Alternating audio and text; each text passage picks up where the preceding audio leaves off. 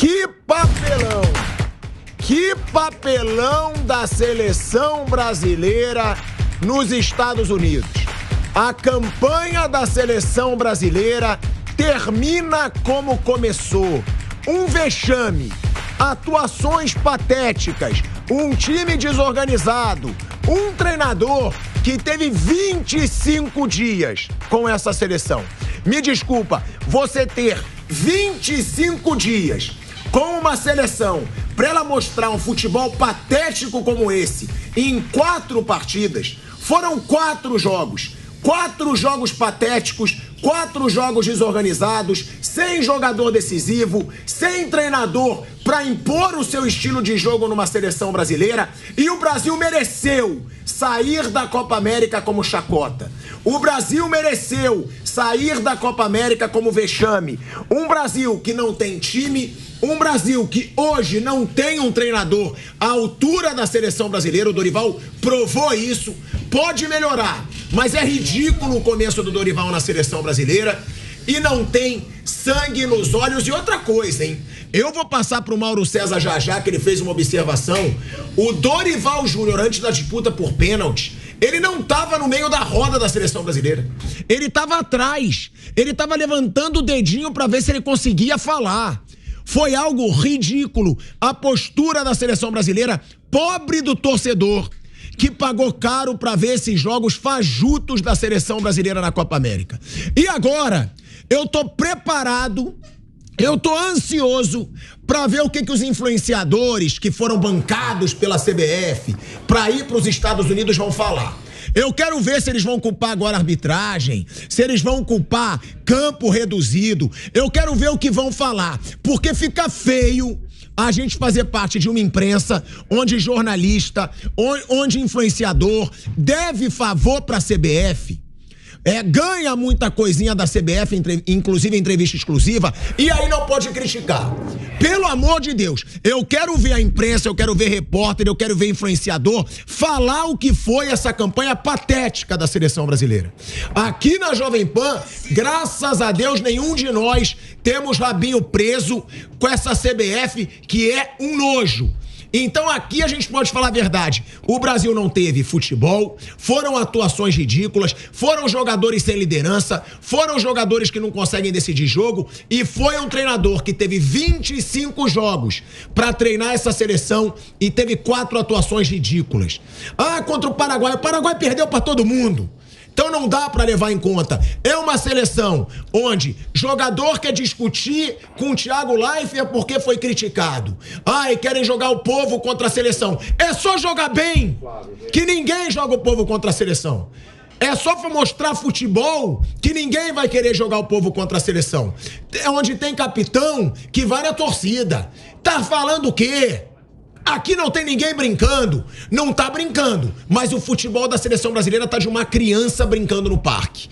Então, Danilo, em vez de você ser o capitão que quer mostrar moral e falar com a torcida depois de jogo, cobra do seu grupo pra jogar alguma coisa. Cobra do seu grupo pra não ter 4 atuações patéticas da seleção brasileira, porque aqui hoje a gente vai cobrar, aqui hoje a gente vai falar, porque a gente tá cansado de ver jogo ruim da seleção brasileira.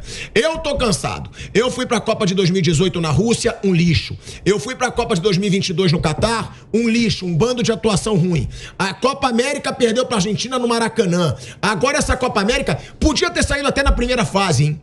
Se o grupo não fosse tão ruim.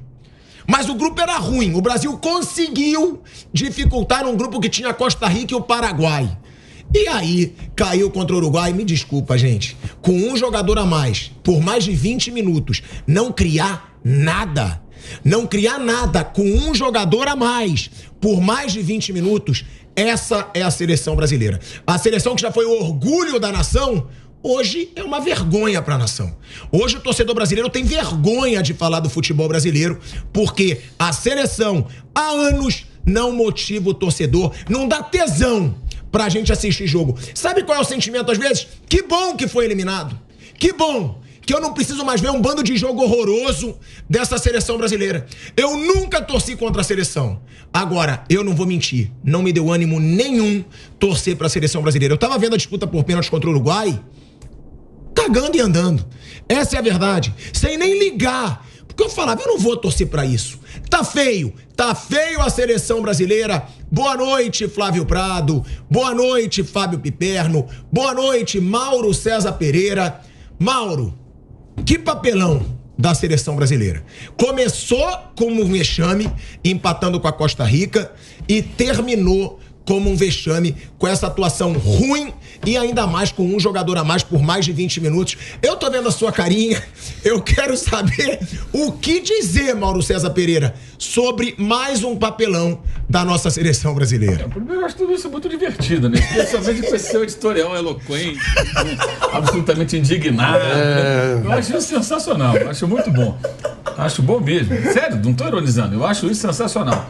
Seleção brasileira, que nós vimos nessa Copa América, é compreensível, né, que o início de trabalho, o time tenha problemas, tenha dificuldades. O primeiro jogo contra a Costa Rica foi isso também, além do adversário muito fechado, aquele gramado diminuto e tal.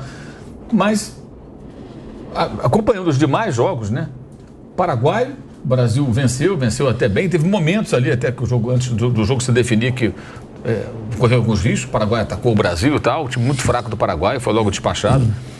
Mas contra a Colômbia, quando o Brasil mereceu perder e foi dominado amplamente, e empatou, e hoje contra o Uruguai, em dois momentos. Primeiro, o Uruguai melhor. Depois, o Uruguai com um homem a menos, e o Brasil não consegue criar uma chance de gol. As trocas do Dorival, tudo muito aleatório. Você percebe um técnico perdido, sem saber o que fazer.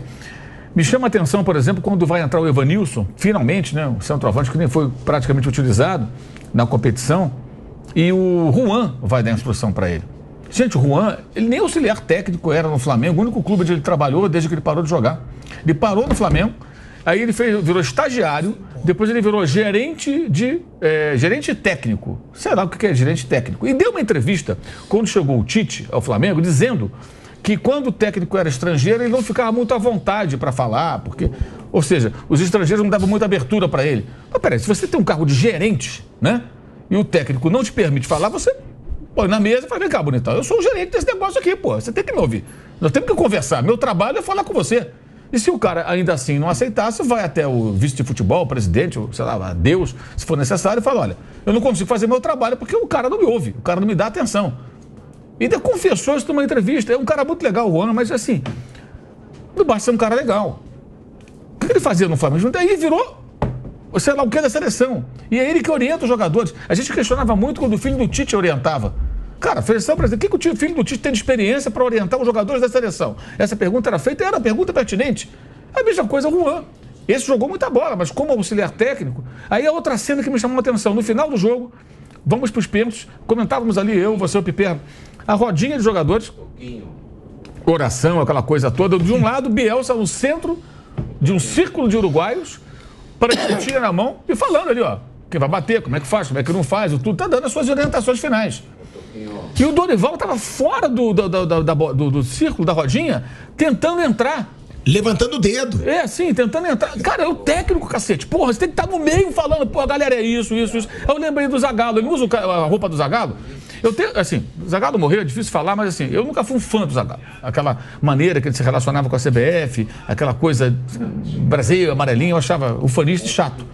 Mas o Zagallo é um grande personagem do futebol brasileiro, isso é inegável. Não, pelos títulos e até por várias situações que ele protagonizou. E uma lembrança muito forte do Brasil em Copas do Mundo é o Brasil-Holanda da Copa de 98. Que o Brasil correu muitos riscos de perder aquele jogo, a Holanda perde muitos gols, é um jogo muito bom. E tem um momento que o Brasil corre muitos riscos, até na prorrogação. E o Zagallo, ele não deu nenhuma orientação técnica, mas, pô, a energia que ele passa para os caras, a confiança, a moral, sabe? É um negócio contagiante. Ali é o cara só, eu sou o Zagallo, porra, campeão do mundo, nós vamos ganhar esse negócio. E o Brasil ganha. O Brasil avança. E o Brasil na Copa do Mundo 98 era uma seleção com vários problemas. Foi a pior seleção do Brasil na Copa do Mundo em desempenho defensivo, que mais tomou gols. Só superada pela do Felipão do 7-1. Então não era um time que tinha o Rivaldo, o Ronaldo, que jogava muito bem, outros jogadores, mas era uma seleção meio problemática. Mas aí você vê o tamanho do personagem que se faz ouvir, que o jogador vai parar para ouvir, porque é o Zagallo que está ali. É o Bielsa que está do outro lado. Você acha que o cara vai sair da rodinha ali e vai virar as costas pro Bielsa? Não vai, é o Bielsa que está do outro lado. E o Dorival não tem esse tamanho. É um cara legal também, como o Juan. Acho o Dorival uma pessoa muito legal, gente muito fina, é um bom técnico, mas seleção pede mais. Por mais que a seleção brasileira seja até hoje decadente, hoje a seleção brasileira é decadente. Hoje não, de muito tempo. Do 7-1 até antes. A seleção brasileira está muito longe do seu grande momento. Isso aí já não é de hoje, não é novidade. Com diferentes treinadores. Desde 2010, né? Mas é muito constrangedor aquilo ali. O técnico fora da rodinha, ele tinha que estar no meio falando com os caras. Por quê? Sei lá. Então eu fico imaginando como é que é no dia a dia. Mas a culpa não é do Dorival. A culpa é dos dirigentes, que não sabem o que fazer, que foram atrás de um técnico que aí até acho elogiável. Vamos trazer um Ancelotti. Vou dar um tiro lá em cima. Mas aí não consegue trazer. Aí põe o Diniz de técnico tampão, tira o Diniz, aí busca o quê? Quem foi campeão aí?